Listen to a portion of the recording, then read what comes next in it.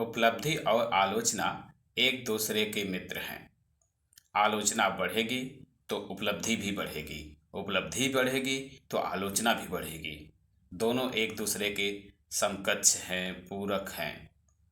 जी हाँ, नमस्कार दोस्तों। मैं आज आपको एक कहानी के माध्यम से इस बात को बताना चाहता हूँ।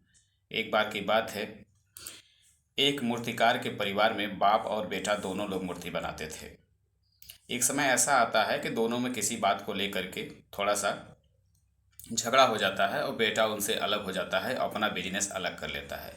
वह अलग ही अपनी मूर्तियों को बनाने लगता है। और लेकिन फिर भी जब वह मूर्तियाँ बनाता था, बना के तैयार करता था, तो उसका बाप पहुँचता था और उसकी बुराई करता था। कहता था इसमें यह टेढ़ा है, वह टेढ़ा है, इसका मुंह नहीं सही है, इसका नाक नहीं सही है, इसकी आँख नहीं सही है। मतलब तमाम तरीके की बुराइयों को बताता था, उसकी आलोचना करता था। उसके जाने के बाद उसका वह बेटा उन सब चीज़ों पर ध्यान करता और उसको सुधार करके मूर्ति को बनाता। वह बार बार मूर्तियों को बनाता रहता और उसका जो पिता था वह हमेशा आता और उसमें कमियां निकाल करके चला जाता। लेकिन यह उन कमियों को सुधारता और मूर्तियों को बनाता रहता।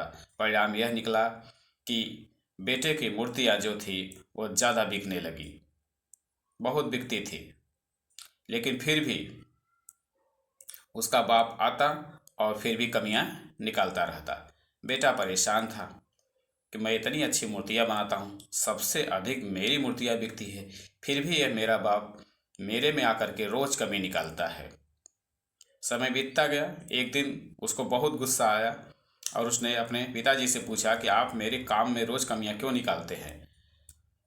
बाजार में जितने लोगों की दुकानें हैं मूर्तियों की, उनसे अधिक, सबसे अधिक मेरे दुकान से बिक्री होती है, फिर भी आप मेरे ही काम में कमी निकालने के लिए आ जाते हैं।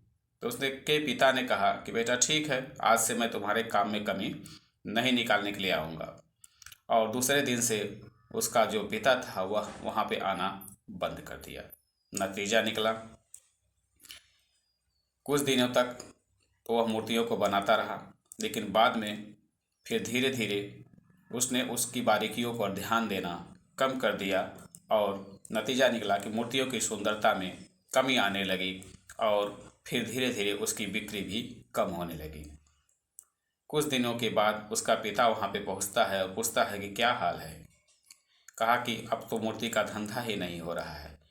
तो उसने कहा कि यही बात मैं तुमको बता रहा था कि अगर कोई आलोचना करने वाला है तो आप उसमें सुधार करते रहेंगे, और अगर कोई आलोचना करने वाला नहीं है तो आपको अपने सारे कार्य बेहतरीन ही लगेंगे और उसमें कोई उपलब्धि भी नहीं रह जाती है।